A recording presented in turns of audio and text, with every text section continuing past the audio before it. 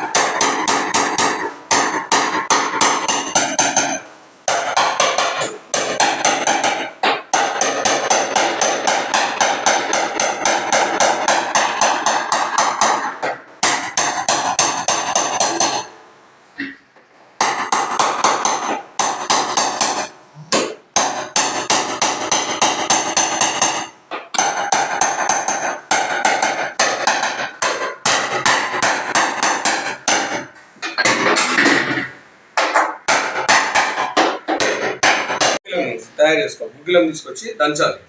దంచిన తర్వాత మట్టి వస్త్రగాలం పట్టాలి. వస్త్రగాలం బట్టి రెండు మట్టి గుగ్గిలము నూనె కలిపితే మూడు కలిపిన తర్వాత ఇట్లా లక్క తయారవుతుంది. ఈ లక్కను తీసి దీంట్లో ఈ నక్షి చేయడానికి పని చేస్తున్నాం. ఇప్పుడు ఇంకా సిమెంట్ గిమెంట్ ఏముండదు దీంట్లో. సిమెంట్ ఉంది అదొకటే.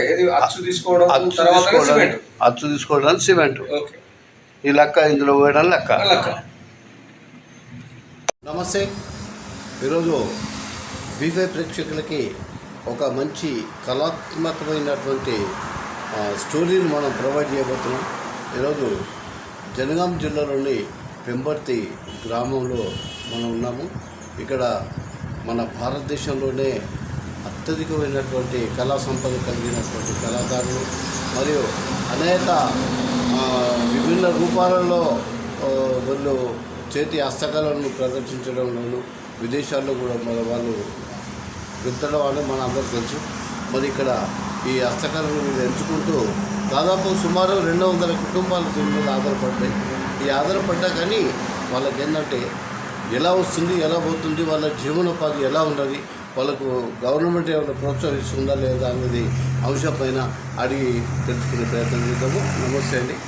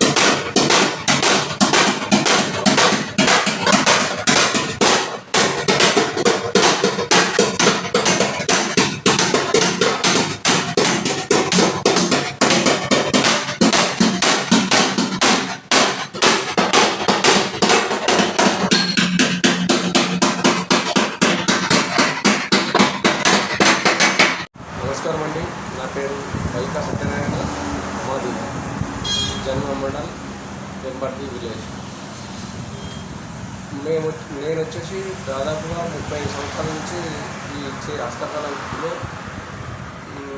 పనిచేస్తున్నాను. నేను మాకు అంటూ గవర్నమెంట్ వాళ్ళు ఎలాంటి ప్రోత్సాహం కల్పించట్లేదు. ఇప్పటివరకు 2 సార్లు మాకు ఏం చేశారంటే మన హస్తకళల నుంచి ట్రైనింగ్ ఇచ్చారు. ఒకసారి ఇక్కడ మిడ్డేట్ పైన 96లో ఒకసారి ఇచ్చారు. 2026లో మొన్న కూడా ఇచ్చారు స్కిల్ డెవలప్మెంట్లో. 35 సంవత్సరాల నుంచి పనిచేస్తున్నాను. నాతోటి పాటు కళాకారులు చాలామంది ఉన్నారు. అందరూ వలస వెళ్ళిపోతున్నారు. హైదరాబాద్లో అక్కడక్కడ వాళ్ళ చేతి కింద వీళ్ళ చేతి కింద పనులకు ఉండడం జరుగుతుంది. పనులు రేట్. నమస్తే. ఈరోజు పెంబర్తి గ్రామంలో హస్తకళకు సంబంధించినటువంటి సీనియర్ మోస్ట్ అయినటువంటి బైకా సత్యనారాయణ గారితో మనం ఈరోజు ప్రత్యేక కార్యక్రమం నిర్వహించడం జరుగుతుంది. ఈ కార్యక్రమంలో భాగంగానే ఇక్కడ వీరు గత 30 సంవత్సరాల నుంచి కూడా పనిచేస్తున్నారు. ఎంతోమందికి శిక్షణ ఇస్తూ మరియు వారు కూడా శిక్షణ తీసుకోవడం జరిగింది. అలాగే వీరు ఈ వృత్తి పైన ఆధారపడి దాదాపు సుమారు 200 మంది దాకా ఇక్కడ ఆధారపడి ఉన్నారు. మరి వాళ్ళ జీవనోపాధి ఎలా సాగుతుందనే అంశంపై మనం ప్రత్యేకంగా అడిగి తెలుసుకునే ప్రయత్నం చేద్దాము. ఏమంటారు వారి మాటలు అడిగి తెలుసుకుందాం. నమస్తే అండి. ప్రభుత్వం నుంచి మాకు ఇప్పటివరకు ఎలాంటి సహాయం మాత్రం లేదు. మాకంటే ఉన్న సీనియర్లకు కాకపోతే కొంతమంది కళ్ళు కూడా కనిపించకుండా అయిపోతున్నాయి ఈ హస్తకళల నుంచి. అంటే మా చూపు అనేది దగ్గర పట్టుకొని లక్ష్య చేయడం వల్ల కళ్ళు తొందరగా కంటి చూపు కోల్పోవడం జరుగుతున్నది. మా సీనియర్లకు చాలామంది కళ్ళు కనబడట్లేదు. డాక్టర్లను మాకు గవర్నమెంట్ నుంచి ఎలాంటి ప్రోత్సాహం లేదు. ఈ వృత్తిని నమ్ముకొని ఉన్నారు కదా, ఈ వృత్తిలో మీకు ఉండే లాభాలు సాధక బాధకాలు ఏ విధంగా ఉన్నాయి? ప్రభుత్వం నుంచి ఏ విధమైన ఆర్థిక సహాయం మీకు అందజేసిందో చెప్తారా? మాకు నవంబర్ డిసెంబర్లో స్కిల్ డెవలప్మెంట్ ప్రోగ్రామ్ జరిగింది. దాంట్లో భాగంగా రోజుకి 300 స్టైఫండ్ ఇచ్చుకుంటూ మాకు 3 నెలల ప్రోగ్రామ్ పెట్టారు. సెంట్రల్ గవర్నమెంట్ నుండి ఢిల్లీ నుంచి నేషనల్ అవార్డు రేట మా సార్ వచ్చేసి మాకు ట్రైనింగ్ ఇవ్వడం జరిగింది. కాదంటే మాకు లోన్లు కానీ ఇతర ఏమీ ఇవ్వడం లేదు. ప్లస్ ఏంటంటే ట్రైనింగ్ తీసుకున్న వాళ్ళు కూడా పనిచేయలేకపోతున్నారు. దేనివల్ల అంటే ఈ ముడి సరుకు ధరలు బాగా పెరగడం వల్ల, దాంతోపాటు మాకు వచ్చే కస్టమర్లు రేట్లు ఎక్కువ వల్ల వేరే ఇతర పనులకి వెళ్ళిపోవడం జరుగుతుంది. ఇది ఇంకోటి ఏంటంటే మేము చేస్తున్నాము. ప్లస్ అమెరికా, ఆస్ట్రేలియా, వేరే విదేశాలకు వెళ్తున్నాయి. మేము చేసిన వస్తువులు, మేము చేసిన విగ్రహాలు, మకర తోరణాలు, కలశాలు, శిఖర కలశాలు అన్నీ వెళ్తున్నాయి. కానీ మాకు ప్రోత్సాహం గవర్నమెంట్ నుండి ఎలాంటి ప్రోత్సాహం లేదు.